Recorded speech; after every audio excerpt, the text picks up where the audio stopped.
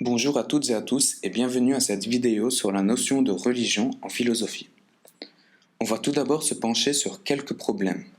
D'abord, sous le point de vue de l'existence humaine et de la culture. On peut se demander en premier lieu, Dieu peut-il être compris par l'humanité? Les religions traditionnelles ont pour figure centrale Dieu, sous forme unique ou multiple.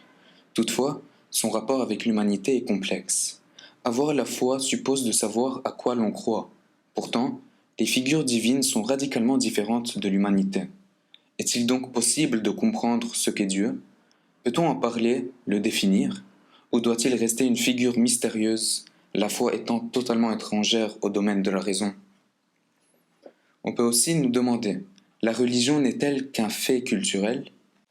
La religion est une pratique collective qui prend toujours place dans une société. Elle se caractérise par des rituels et fait partie intégrante des bases de l'organisation sociale. Néanmoins, l'expérience subjective de la foi semble aller au-delà de ces considérations collectives. Faut-il concevoir la religion comme un pur produit de l'organisation collective, un fait culturel parmi d'autres, ou signifie-t-elle autre chose? Passons maintenant au point de vue de la morale et de la politique. La laïcité est-elle une limite ou une condition de la liberté? Toutes les sociétés humaines développent un rapport au sacré et doivent penser la place qu'elles accordent à leur religion. La laïcité, principe d'organisation politique, a été pensée pour définir cette place et pour faire la part nette entre le domaine politique et le domaine religieux. Est-elle alors un principe de la limitation de la pratique religieuse individuelle ou permet-elle au contraire à chacun de vivre selon les croyances de son choix? Ensuite, nous allons voir, si Dieu n'existe pas, tout serait-il permis? La morale a bien souvent une racine dans les religions. Lorsque les codes traditionnels d'une société évoluent, comme c'est le cas en Occident depuis le XVIIIe siècle, la question se pose également de l'évolution de la morale. Si Dieu n'existe pas, a-t-on tous les droits? Cela fait-il s'effondrer la morale? Ou notre morale pourrait-elle, au fond, se passer de toute base religieuse?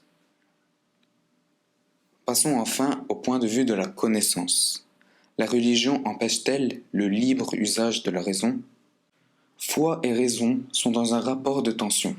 Prétendant toutes deux fournir des réponses aux questions les plus importantes, elles le font sur des modes très distincts. Dans ce cadre, il semble parfois que la religion et la foi s'opposent rigoureusement à l'usage de la raison. Néanmoins, si le but est d'atteindre la vérité, il est peut-être possible d'allier les deux. Y a-t-il réellement un obstacle religieux à l'usage de la raison? Enfin, on va voir si la théorie de l'évolution est vraiment nécessaire ou plutôt nécessairement contraire au dogme religieux. Il arrive que certaines théories scientifiques aillent à l'encontre des textes religieux, comme c'est par exemple le cas de la théorie darwinienne. Faut-il alors acter la rupture entre religion et discours scientifique, ou est-il possible de les concilier au prix de quelques ajustements? Passons maintenant au concept clé de la religion. Tout d'abord, nous avons la notion de sacré. Sacré qui relève du domaine religieux, séparé du reste et rendu spécial par le contact avec la divinité. Et c'est ce qui est régi par des codes et des rituels uniquement accessibles à ceux qui ont été initiés. Le sacré qui se diffère du profane. Profane, c'est ce qui est dépourvu de caractère religieux et qui est strictement humain et ainsi accessible à chacun sans condition. Passons maintenant aux repères clés. Nous avons les notions de croire et savoir. Croire signifie ou est plutôt une attitude de l'esprit qui adhère à une idée sans que celle-ci fasse l'objet d'une démonstration. Par exemple, je crois qu'il existe des formes de vie sur d'autres planètes que la nôtre. Toutefois, je suis incapable d'en apporter la preuve pour le moment. Au contraire, le savoir, c'est appréhendé par l'esprit des connaissances rigoureuses reposant sur une démonstration et ou une expérimentation. Par exemple, après l'examen radiologique, je sais maintenant qu'une de mes côtes est fêlée. Un autre paire, c'est transcendant et immanent.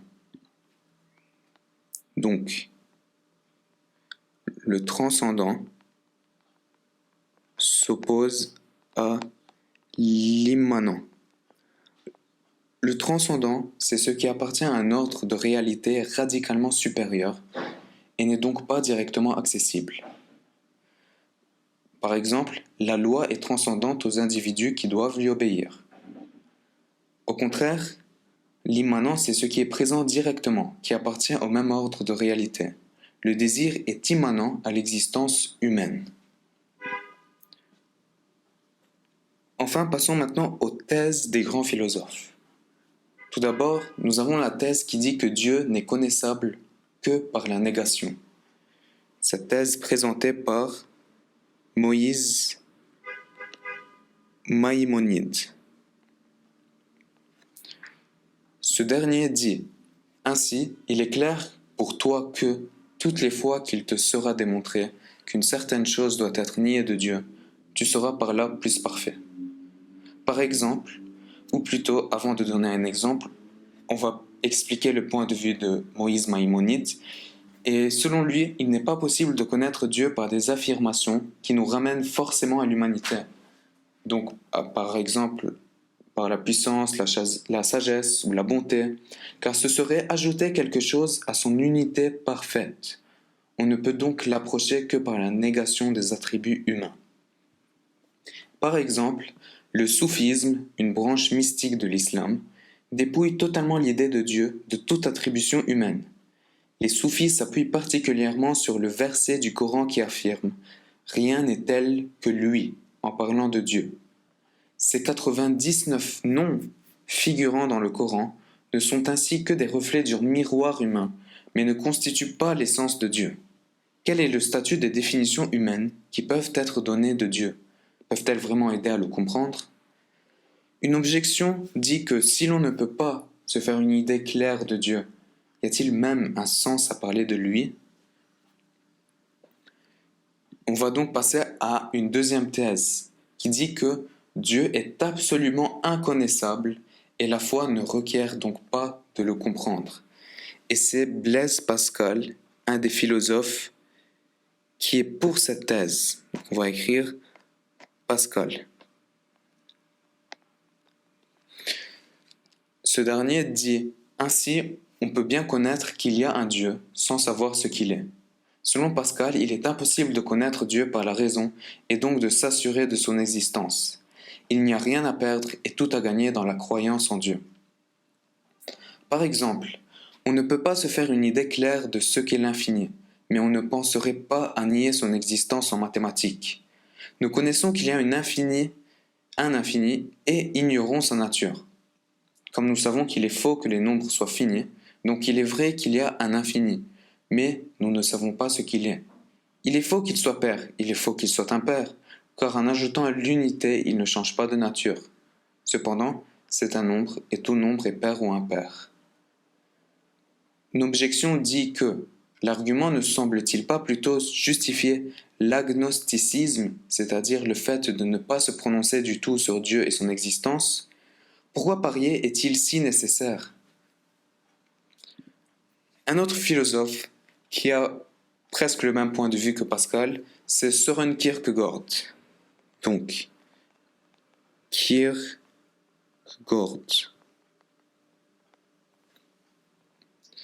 Il dit: si le Dieu est absolument différent de l'être humain est absolument différent du Dieu. Mais comment l'entendement saisirait-il cela? Selon Søren Kierkegaard, Dieu est totalement inaccessible à l'humanité, dont il diffère absolument. La foi suppose un accès à cet inaccessible. Elle se fonde sur ce paradoxe qui est presque absurde. Par exemple, Abraham est présenté dans les 3 grands monothéismes comme le premier prophète. À l'âge de 100 ans, il reçoit enfin la descendance promise par Dieu. Toutefois, dans la tradition chrétienne, Dieu demande ensuite à Abraham de lui sacrifier son fils Isaac.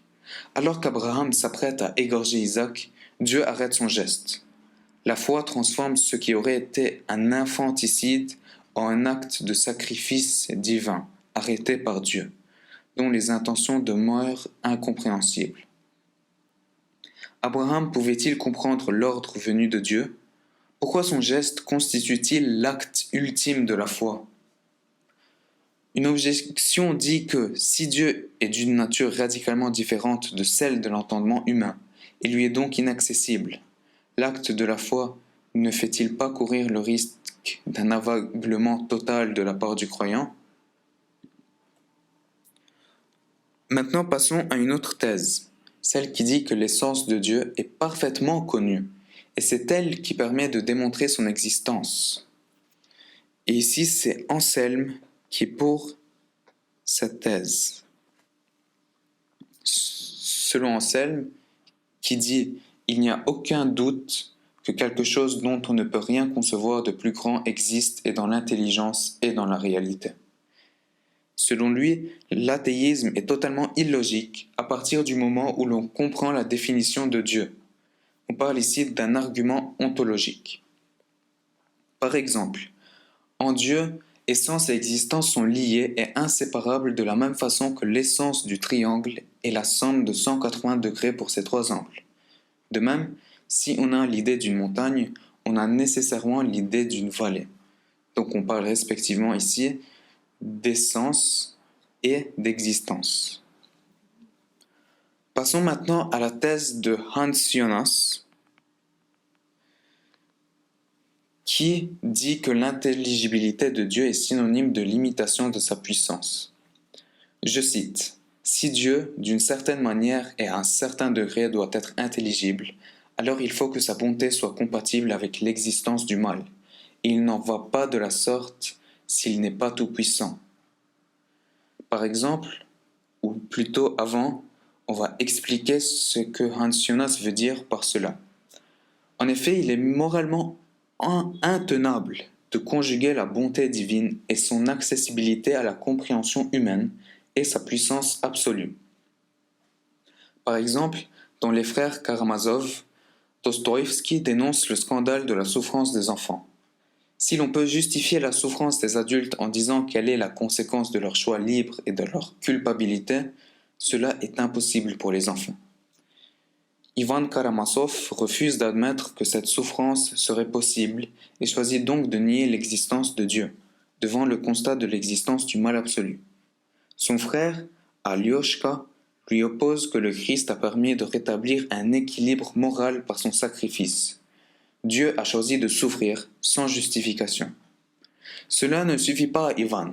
L'idée d'une impuissance divine face aux souffrances, matérialisée par le sacrifice du Christ dans le christianisme, pourrait-elle permettre de concilier la réalité humaine et l'existence de Dieu?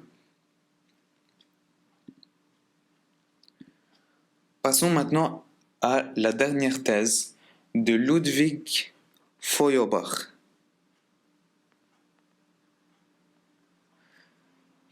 Selon lequel Dieu est parfaitement connaissable car il n'est qu'une projection des perfections humaines. Il dit, la conscience que l'homme a de Dieu est la conscience qu'il a de lui-même. Sa connaissance de l'être suprême est la connaissance qu'il a de son propre être. Et donc, selon Feuerbach, l'essence de Dieu est une projection des qualités humaines les plus parfaites. Par exemple, le dieu Apollon est caractérisé par sa jeunesse, sa beauté, ses talents artistiques, en particulier musicaux, mais aussi par son grand orgueil qui l'amène à défier son père Zeus, ou encore par son esprit de vengeance qui en fait aussi le dieu du châtiment foudroyant. On trouve mêlé en lui des propriétés humaines poussées à leur paroxysme. Quel peut être le rôle d'une telle conception des divinités? Cela pose-t-il problème quant à la crédibilité de religion? Objection. N'est-il pas réducteur de limiter la foi et le contact avec les divinités à un mécanisme d'identification de l'humanité avec elle-même? Merci pour avoir regardé cette vidéo et à bientôt.